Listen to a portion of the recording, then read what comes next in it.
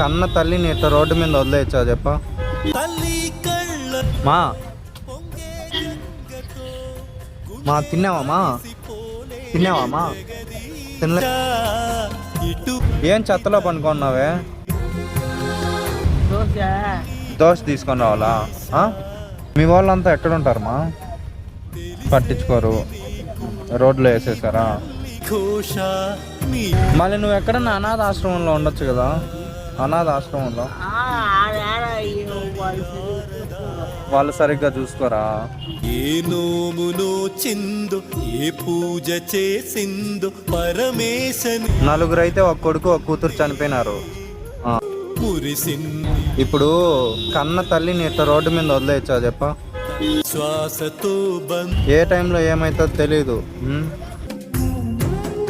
అదే వాళ్ళు పుట్టినప్పుడు నువ్వు వాళ్ళని రోడ్డు మీద వదిలేసింటే వాళ్ళ పరిస్థితి